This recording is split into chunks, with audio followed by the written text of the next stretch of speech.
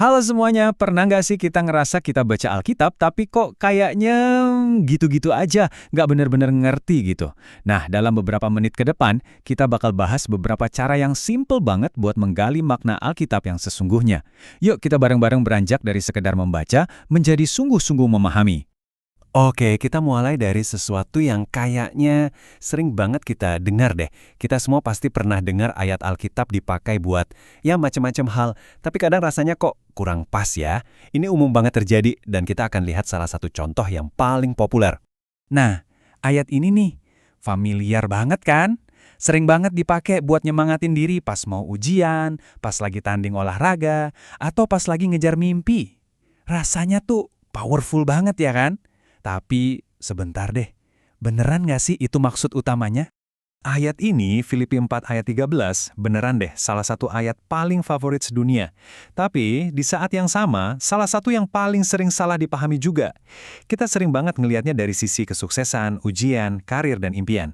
Tapi coba deh kita intip sedikit bagian apa konteksnya. Nah, disitulah cerita sebenarnya dimulai. Dan mungkin bakal bikin kita kaget. Di sini nih, perbedaannya kelihatan jelas banget. Makna yang populer itu tentang aku bisa mencapai apapun. Tapi konteks aslinya, wah beda banget. Rasul Paulus nulis ini dari penjara loh, bukan dari puncak karirnya. Jadi intinya bukan aku bisa jadi juara, tapi lebih ke aku bisa bertahan dalam situasi apapun, baik susah maupun senang, karena Kristus memberiku kekuatan. Jadi, poin utamanya ini nih.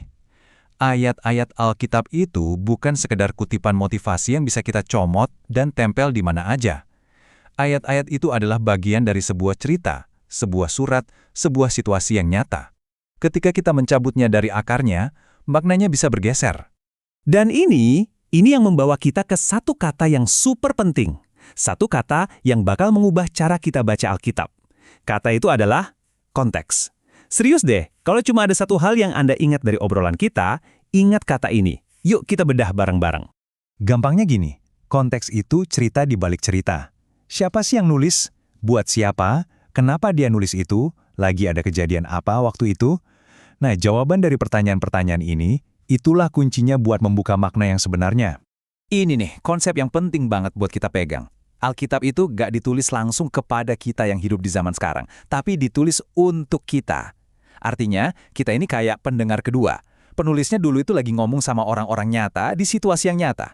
Jadi, untuk mengerti pesannya bagi kita sekarang, kita perlu paham dulu ini pesannya buat siapa sih? Coba dia lihat dua contoh ini. Beda banget kan? Di sebelah kiri ada janji di kitab Yeremia. Ini diucapkan buat bangsa Israel yang lagi sedih, lagi di pembuangan. Isinya penuh harapan. Nah, di sebelah kanan, ini surat di kitab Wahyu. Isinya teguran keras buat jemaat yang berasa udah aman dan hebat. Audiensnya beda, situasinya beda, ya jelas pesannya juga beda. Konteks itu benar-benar mengubah segalanya. Oke, jadi kita udah tahu masalahnya. Terus solusinya gimana dong? Apa harus jadi ahli teologi dulu? Nah, kabar baiknya nggak perlu. Ada 3 alat sederhana yang bisa kita semua pakai. Ini dia 3 langkahnya. Pertama, gali sejarahnya. Siapa? Buat siapa? Kenapa? Kedua, kenali genrenya. Ini puisi, surat, atau apa? Ketiga, bandingkan dengan keseluruhan Alkitab. Gimana ayat ini nyambung sama cerita besar Alkitab? Anggap aja ini kayak punya 3 kacamata yang beda. Masing-masing bantu kita ngelihat detail-detail yang tadinya nggak kelihatan. Ngomongin teori doang nggak asik ya kan? Yuk kita coba langsung. Kita ambil satu alat tadi, yaitu kenali genre. Kita lihat gimana satu alat ini aja bisa bikin perbedaan yang gede banget. Ini contoh yang pas banget. Amsal 22 ayat 6 sering dianggap kayak janji mutlak. Didik anakmu dan dia pasti tidak akan menyimpang. Tapi, begitu kita sadar genrenya itu Amsal alias peribahasa, cara pandang kita langsung berubah. Amsal itu kan prinsip bijak ya, panduan umum tentang apa yang biasanya terjadi, bukan rumus matematika yang hasilnya pasti. Ini tuh hikmat bukan garansi seumur hidup. Nah kan, gara-gara tahu genrenya aja kita jadi terhindar dari pemahaman yang keliru. Tentu aja. Tujuan kita belajar ini semua bukan biar jadi pinter-pinteran doang kan? Bukan sekedar biar benar secara teori. Ujung-ujungnya, kita mau firman Tuhan itu benar-benar mengubah hidup kita. Nah, sekarang kita pindah ke bagian itu. Dan inilah intinya, inilah jantung dari semua obrolan kita.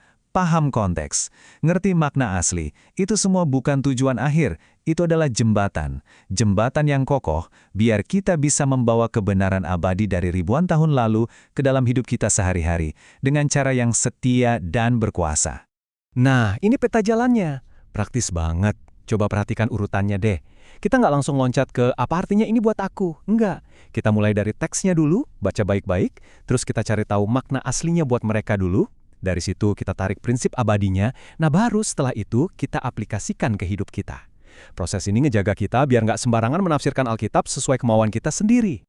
Sebagai penutup, ini ada satu alat terakhir yang praktis banget, apalagi buat Anda yang mungkin mengajar atau sering berbagi firman Tuhan. Anggap aja ini semacam checklist pengaman Anda. Yuk kita lihat bareng-bareng checklist ini. Sebelum kita nge-share satu ayat, entah di media sosial atau dimanapun, coba deh berhenti sebentar dan tanya ke diri sendiri, aku udah baca bagian sebelum dan sesudahnya belum ya? Atau ini penafsiranku sendiri atau emang maksud teksnya begini? Perhatikan deh peringatan di bawahnya, tidak semua yang terdengar rohani itu benar. Checklist ini mendorong kita untuk rendah hati, mengingatkan kita kalau kita ini penyampai pesan, bukan pembuat pesan. Dan kita akan tutup dengan kutipan yang dalam banget ini. Membaca Alkitab dengan benar itu bukan soal jadi lebih pintar dari orang lain. Sama sekali bukan. Ini soal menghormati firman Tuhan, soal mengasihinya dengan segenap akal budi kita, dan membiarkan kebenarannya membentuk kita. Jadi, pertanyaannya sekarang, alat mana yang akan Anda mulai gunakan hari ini?